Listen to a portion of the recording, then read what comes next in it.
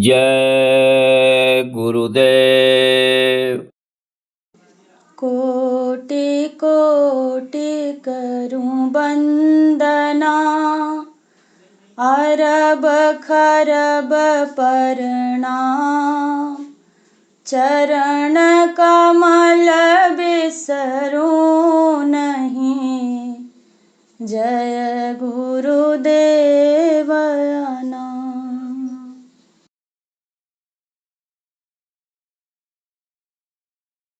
तुम शरणाई आई सतगुरु, तुम शरणाई आई। तुम शरणाई आई सतगुरु, तुम शरणाई आई। उतर गयो मेरे मन का संसार, जब ते दर्शन पाई।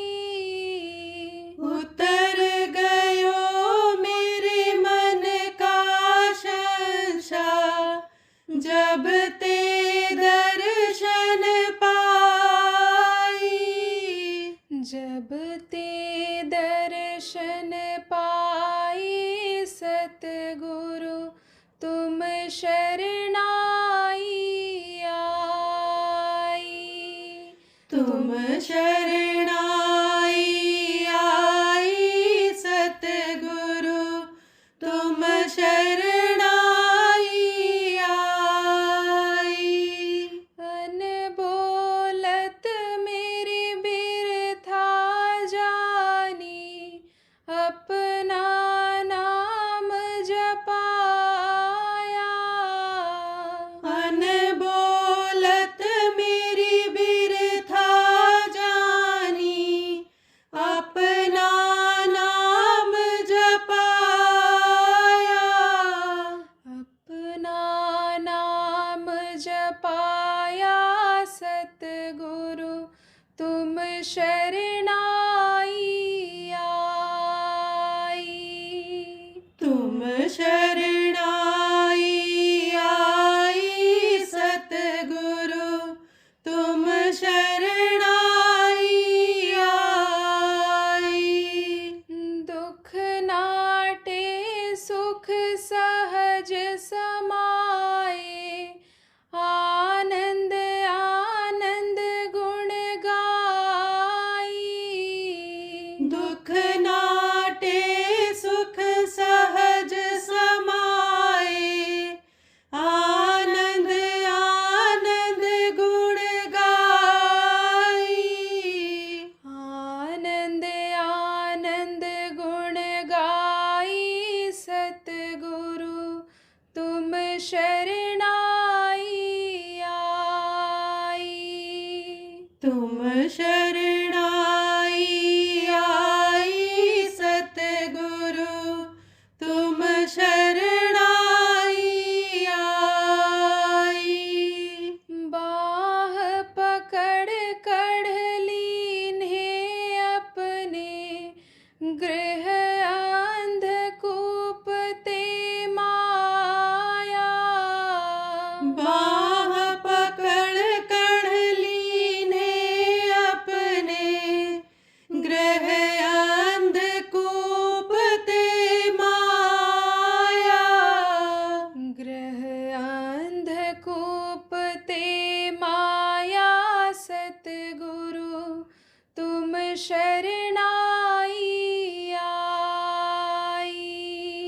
तुम शरणाई आई सतगुरु, तुम शरणाई आई।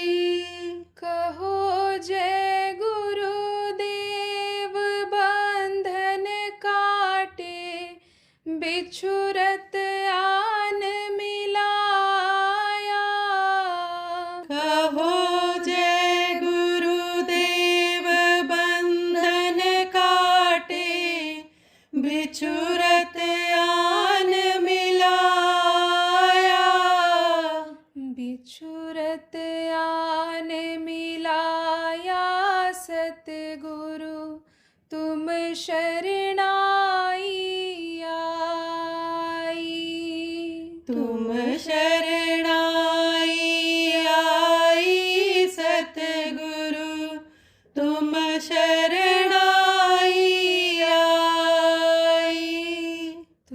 शरणाई आई सतगुरु तुम शरणाई आई। जय गुरुदेव। जय गुरुदेव।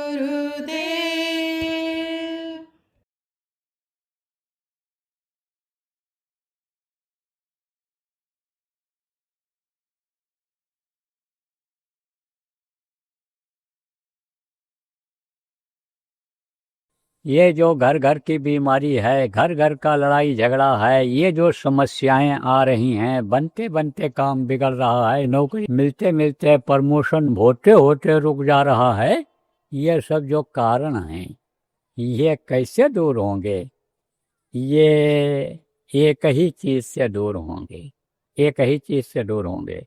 किससे? एक ही साधे सब सधे, और सब साधे सब जाए, एक अगर सध जाएगा तो उसी से काम हो जाएगा। एक आदमी था, उसकी माँ अंधी थी, गरीब था, और कोई औलाद यानी लड़के बच्चे भी नहीं थे, परेशान रहता था। गरीबी न दूर हो, औरत दुखी रहे, आदमी बहुत खुशी घर में आवे, और किसी को भी दुखी देखे, दुख को देखे तो खुश रफू चक्कर हो जाता है, खुशी खत्म हो जाती है। और माँ की सेवा करना पड़ता, उसका हाथ पकड़ करके सब नहाना धोना कराना पड़ता, लेटरिन पेशाब कराना पड़ता। दुखी रहता था बेचारा। पिता बूढ़े हो गए थे, पिता की भी सेवा करना रहता था, तो लोगों के पास बैठता रहता था। कदली सीप भुजंग मुख, स्वाद बूंद गुण तीन, और जैसी संगत कीजिए वैसे ही गुण दीन। अब इसका मतलब समझा दें आपको। कदली माने होता है केला, और सीप माने क्या होता है? समुद्र के किनारे सीप रहती है। ये गए होगे तो देखे हो, उसमें अनिसमझोपी जानवर रहते हैं। तो कदली सीप भुजंग, भुजंग माने सांप होता है, तो भुजंग के मुंह में और कदली के यानी पंखुड़ियों में और सीप के मुंह में अगर स्वाति की बूंद गिर जाए, आप स्वाति किसको कहोगे? आप नहीं जानते होगे। स्वाति नक्षत्र होता है, ये बरसात में सब नक्षत्र आते हैं, मघा, सुलेखा, स्वाति और जो है पुनर्वसु, क्या क्या, ये सब नक्षत्र हैं। तो उनमें बारिश होती है, तो किसी में ज़्यादा होती, किसी में कम होती है। तो स्वाति नक्षत्र में बूंदें कम गिरती हैं। अब आप ये समझ लो, जैसे क्वार का महीना है, क्वार में बरसात कम हो जाती है, कार्तिक में कम हो जाती है, तो ऐसे स्वाति नक्षत्र में होता है। तो स्वाति नक्षत्र की जो बूंद है, अगर केला के पंखुड़ियों में पड़ जाए तो आप ये समझो कपूर बन जाता है, ये जलाने वाला कपूर हो जाता है। जिसमें माचिस लगाओ बड़ी तेजी से जलता है और खुशबू आती है उसकी, तो वो कपूर बन जाता है। और सीप में पड़ जाए तो मोती बन जाएगा वही बूंद। और वही बूंद अगर सांप के मुंह में पड़ जाए तो वही जहर हो जाता है। बूंद एक गुण तीन, बूंद एक ही है, लेकिन साथ के असर से वैसा असर उसमें हो जाता है बूंद में। ऐसे ही जैसा साथ करोगे वैसा ही गुण आएगा। चोर के पास बैठने लग जाओ, बहुत समझो कि यानी ईमानदार हो, बेईमान के पास बैठने लग जाओ तो बेईमानी सीख जाओगे, चोरी सीख जाओगे। व्यभिचारी के पास बैठोगे तो व्यभिचार सीख जाओगे। साथ का असर होता है।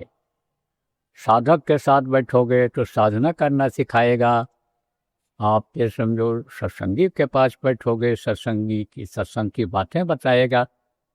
इसीलिए तो साधक ने गुरु से कहा साध संग मोहि देव नित, परम गुरु दातार या मेरे मालिक या मेरे प्रभु मुझे साधक का संग दो कि जिससे मैं साधना करना सीख जाऊं कि कैसे साधना की जाती है, किस तरह से बैठा जाता है, किस तरह से सुमिरन किया जाता है, ध्यान किया जाता है, भजन किया जाता है।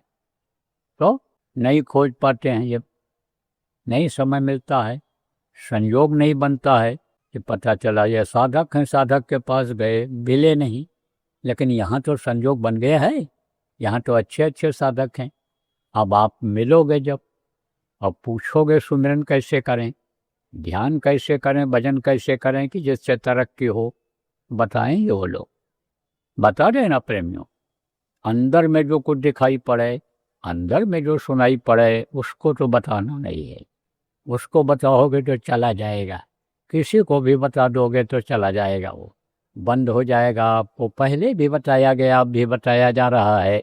और जो लोग नामदान लेने के लिए आए हो वो भी सुन लो। आप अगर बता दोगे जो कुछ अंदर में दिखाई सुनाई पड़ेगा तो वो बंद हो जाएगा। लेकिन तरीका तो आप बता सकते हो। तो आप जिन जिन गाँव से लोग आए हो, एरिया से आए हो, जिनको पहचानते हो ये अब आदमी ठीक हैं और ये साधना है, उसके बारे में हमको बता सकते हैं, सुमिरन ध्यान भजन समझा सकते हैं। उनके पास दिन में बैठना, ठगों के पास मत बैठना। हाँ, कुछ ठगी भी करने वाले आ जाते हैं, बहुत बढ़िया समझाते हैं, बैठ गए 3-3 घंटा, उठते नहीं हैं, और उठते हैं आँख खोलते तो मालूम पड़ता है सतलोक से अभी उतर के चले आ रहे हैं। बस रुपया पैसा लेकर चले जाते हैं, तरह तरह की बातें करके जेब में से निकाल लेते हैं, यानी ऐसी बातें बोलते हैं कि यानी जो लड़का बिटिया के ब्याह के लिए रखे रहते हैं, गाय बैल खरीदने के लिए रखे रहते हैं, वो रुपया लेकर चले जाते हैं, मुंह नहीं दिखाते हैं, मुंह भी दिखाते हैं तो बस अब दे देंगे, अब दे देंगे, 2 करोड़ मिलने वाला है, 4 करोड़ मिलने वाला है। तो ऐसों से होशियार रहें। बहन बहू बेटियों पर गलत नज़र डाल देते हैं, लेकर चले जाते हैं। तो ऐसों से हमेशा होशियार रहना, लालच में मत आना, नहीं तो लालची लोग भी आ जाते हैं, जो सत्संगी नहीं भी हैं वो भी आ जाते हैं। और गुलाबी कपड़े के लिए कहा तो गया है, लेकिन गुलाबी कपड़ा पहन करके भी कोई आता है। तो ये बातें जो बताई जाती हैं सार्वजनिक रूप से, जिसमें सत्संगी लोग कुछ ठग जा रहे हैं, तो इसका ध्यान रखना, पहचान कर लेना उसका। न पहचान में आवे तो पड़ोसी से पूछ लो, और कोई पढ़े लिखे अनुभवी कढ़े आदमी जो हैं उनसे पूछ लो, भाई ये आदमी कैसा लग रहा है आपको, तब उनको। और रिश्ता ही रखो कहाँ तक, दरवाजे तक, घर में घुसने ही मत दो। जिसको नहीं पहचानते हो, तो यहाँ जिसको नहीं पहचानते हो उसको नहीं पहचानते हो आप, या जिला के जिम्मेदार हैं और लोग हैं, कर दो हमको कोई आदमी बता दो जो हमको समझा दे सुमिरन ध्यान भजन, तो आप सीख लो। मौका है अच्छा आपके लिए, कल सुबह तक के लिए आपके पास मौका है, पूरा आज दिन है, पूरी रात है, तो आप समझ लो, साथ कर लो उनका। तो कहा ना कि साध का संग फलदायी होता है, साधक का संग कर लो तो आपको बातें ही मिलेंगी, अच्छी सीख जाओगे। तो साथ अच्छे का मिल गया उसको, किसको, जो गरीब था, जिसकी मां अंधी थी, अच्छे का साथ मिल गया। तो उन्होंने कहा भाई विष्णु भगवान पालन करता है, इन तीनों देवों को अलग अलग काम मिला हुआ है, संहार का काम शिव करते हैं, ब्रह्मा उत्पत्ति का काम करते हैं, और यह पालन का काम करते, तो विष्णु भगवान का ध्यान लगाओ। तो लगाने लग गया ध्यान, मतलब वही पूजा जिसको साधारण रूप से कहते हैं, करने लग गया। जैसे आप पूजा करते हो, ध्यान लगाते हो, भजन करते हो, तरीका आपका अलग है, संत मत का, अन्य मतों का अलग है। तो ध्यान लगाने लग गया। ध्यान अन्य मतों में भी लगाया जाता है, तो ध्यान लगाने लग गया, तो विष्णु भगवान का दर्शन हो गया। क्यों दर्शन हुआ? क्योंकि सच्चे दिल का था, छल कपट नहीं था उसके अंदर, अंतरात्मा उसकी साफ थी, मांस नहीं खाता था, मछली नहीं खाता था, अंडा नहीं खाता था, शराब नहीं पीता था, कि जिससे अंतरात्मा गंदी हो, जीवात्मा के सामने रुकावट आ जाए यानी वो कर्म जमा हो जाएं और वो ना आगे बढ़ने पावे, ध्यान ना लगने पावे, ऐसा नहीं करता था वो। जैसे आप साधक को करते हो आचरण, इस तरह का वो भी करता था। तो वो रीझ गए। निर्मल मंजन सो मोह पावा, मोह कपट छल छिद्र न भावा, निर्मलता थी उसके अंदर में, तो उस पर रीझ गए। जब दीनता से पुकारा, दीनता से पुकार मिलता है? नहीं, दीनता से पुकार मिलता है। अंदर की आवाज़ नहीं जाती है, बाहर से मुँह से भले चिल्लाते रहें लेकिन अंदर से आवाज़ वहाँ नहीं पहुँचती। नहीं तो क्या वो बहरा है? क्या वो देखता नहीं है? वो सबको देखता है, वो सबकी सुनता है। तो सुनवाई हो गई, तो विष्णु भगवान का दर्शन हुआ। तो दर्शन जब हुआ तब विष्णु भगवान ने कहा, भाई मैं बहुत खुश हूँ, तुमने बहुत मेहनत किया है मेरे दर्शन के लिए, तो मैं तुमको वरदान दे सकता हूँ, लेकिन एक ही वरदान मिलेगा, कोई भी वरदान मांग लो। तब उसने सोचा, भाई अपने मन में सोचा कि समस्याएं तो बहुत हैं, दिक्कतें तो बहुत हैं, मांदी है, औलाद लड़का भी कोई नहीं है, और धन भी नहीं है, गरीबी भी है, बड़ी समस्या है, तो मांगू तो क्या मांगू। तब बोला, महाराज आज रोज हमको आप समय दे दो, सोचने विचारने का मौका दे दो, कल मांग लेंगे। बोले ठीक है, इसी स्थान पर तुम आना जहाँ बैठ करके ध्यान लगाते हो, और कल ध्यान लगा लेना, कल दे देंगे तुमको। गया वापस, एकांत में बैठ करके करता था साधना, ध्यान लगाता था। तो गया घर पर, सोचने लगा कि भाई पूछे किससे मांगने के लिए। सबसे पहले उसने सोचा कि लाओ पत्नी से, अपनी औरत से पूछें, अर्धांगिनी है, गृहस्थी चलाती है, घर की लक्ष्मी है, उससे पूछें। बताया कि एक वरदान मिलेगा। अभी तक जो मैं जाता रहा, ध्यान लगाता रहा, उसका फल मिला है, परिश्रम किया उसका फल मिला, और मीठा फल मिलेगा इसका। पसीना बहाया जो, जगा जो रात रात, उसका फल अब मिलने का समय आ गया है। तो बोल क्या मांगो? एक ही वरदान मिलेगा, तेरी क्या इच्छा है, क्या मांगूं?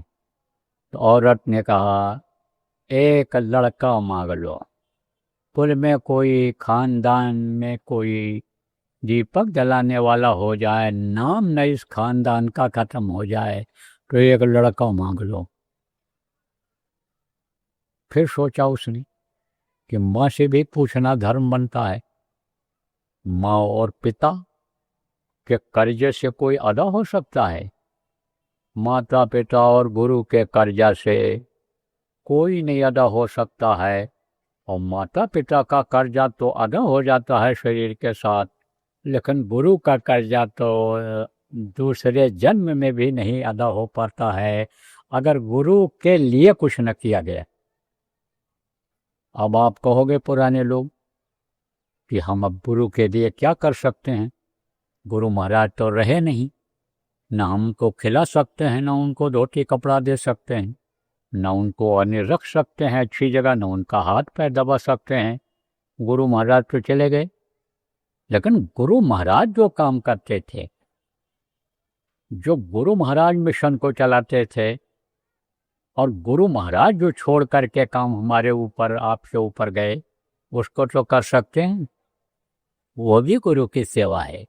गुरु का मिशन जो पूरा हो जाए, इस धरती पर सतयुग आ जाए, सतयुग का डंका बज जाए, तो गुरु की वो सेवा मानी जाएगी, और गुरु उस सेवा को कबूल प्रेमियों करेंगे। तो अब आप ये समझो कि कहा भाई माँ से भी पूछना जरूरी है। तो गरीब आदमी ने, उसने माँ से पूछा कि माँ बताओ क्या मांगे। माँ ने कहा, बेटा मेरी तू आँख मांग ले, मैं भी दुनिया देख लूं, मैं जन्म की अंधी हूं। कर्मों की सजा जब मिलती है, माँ से कोई बदपरहेजी हो जाती तब अंधा बच्चा पैदा होता है, लूला लंगड़ा पैदा होता है। तो कहा मैंने देखा नहीं, दुनिया में भी देख लूं, मेरी आंख मांग ले। फिर उसने सोचा पिताजी से पूछें, तो पिताजी से पूछा।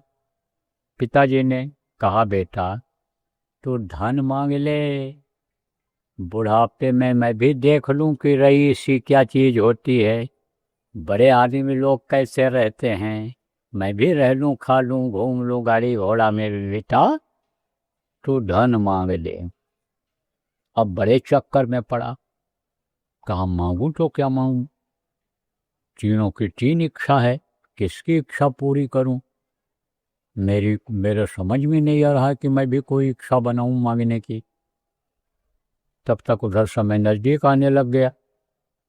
कहा था इसी समय आना, ध्यान लगाना, इसी समय तुमको मैं मिलूंगा, तुमको दूंगा मैं वरदान। ये विष्णु भगवान ने अंदर में कहा था उसको।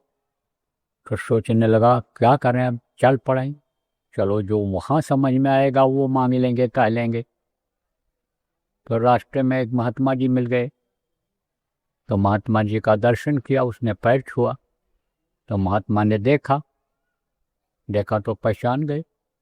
पहचान हो जाती है चेहरे मोहरे से, दुखी की सुख का सब चेहरे से पता चल जाता है, चाल ढाल से पता चल जाता है कि कौन कैसा है।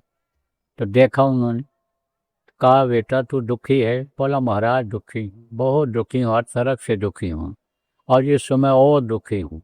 बोले क्या दुख है तुमको। बताया कि ऐसा ऐसा है, तीन बातें कही हैं विष्णु भगवान, ये कही अनी समझो वरदान देंगे। तो मैं क्या करूं, बहुत परेशान। तब उन्होंने कहा कि तूने अपने गुरु से नहीं पूछा, जो हर तरह की जानकारी रखते हैं, रास्ता बताते हैं। उसने कहा महाराज मैं तो गुरु कोई बनाया ही नहीं।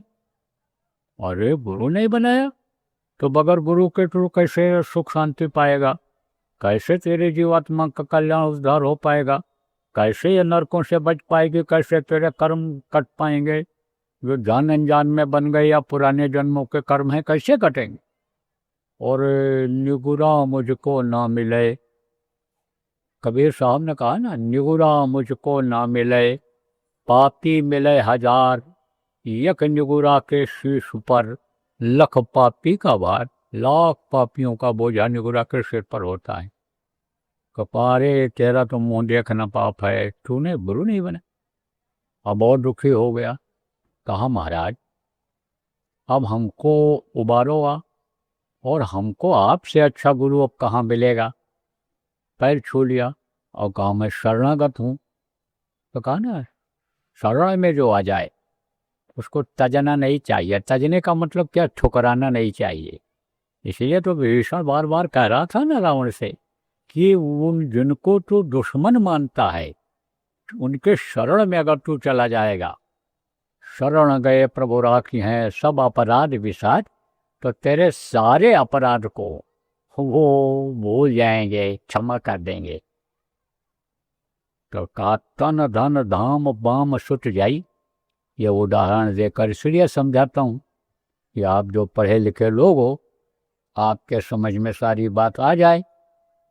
इसलिए कहीं आप ये न सोचो कि बाबा अपने मन से सब गढ़ करके बता करके चले जा रहे हैं। ये तो कहीं लिखा पढ़ी में नहीं मिलता है, लिखा पढ़ी में है सब। तो कहा तन धन धाम, तन चला जाए, धन चला जाए, धाम जो तीर्थ यात्रा किया है, धाम किया है, जो भी कर्म किया है अच्छा, वो सब चला जाए। तन धन धाम बाम सुट जाई, औरत चली जाए, बच्चे चले जाएं, लेकिन जो शरण में आ जाए उसको तजना नहीं चाहिए, उसकी कुछ न कुछ मदद करनी चाहिए, जो हो सकता है, जो कर सकते हो। इसीलिए कहा जाता है भूखा दरवाजे पर आ जाए तो उसको कुछ खिला दो, प्यासा आ जाए पानी पिला दो, यानी दुखी है उस दुख को दूर कर सकते हो तो मदद कर दो, दुख दूर हो जाए। इसीलिए तो कहा जाता है। तो सिर पर रख दिया हाथ और कहा ठीक है। क्यों रख दिया इतना जल्दी? क्योंकि संत इसी काम के लिए आते हैं, परमार्थ के लिए।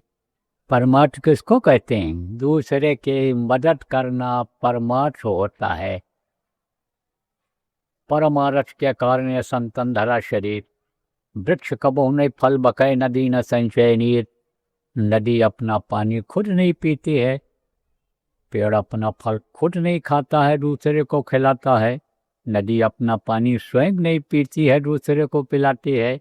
इसी तरह से संत होते हैं, अपने लिए कुछ नहीं करते हैं, दूसरों के लिए ही करते हैं। जो कुछ करते हैं दूसरों के लिए ही करते हैं, तो ऐसे संत होते हैं। तो संत से हो तो परमार्थी थे, सिर पर हाथ रख दिया और कहा ठीक है, तुझको मैं उपाय बताता हूँ और जैसा मैं कहूँगा वैसे ही विष्णु भगवान से कहना, वैसा ही वरदान तुम मांगना। बोला महाराज वैसा ही बोलूँगा जैसा आप कहोगे। तब कहा रट ले, याद कर ले, तू जा करके ऐसा ही बोलना, कहना है कि मेरी माँ मेरे 7 मंजिला मकान पर सोने की छतरी के नीचे चांदी के कटोरा में दूध और भात यानी दूध और चावल यानी समझो खाते हुए मेरे लड़के को देखे। अब आप सोच लो, धन नहीं होगा तो 7 मंजिला मकान बनेगा, सोने की छतरी लगेगी, चांदी का कटोरा आएगा। और माँ की आँखें अगर नहीं होंगी तो माँ लड़के को दूध चावल खाते देखेगा कैसे, और लड़का नहीं होगा तो खाएगा कौन।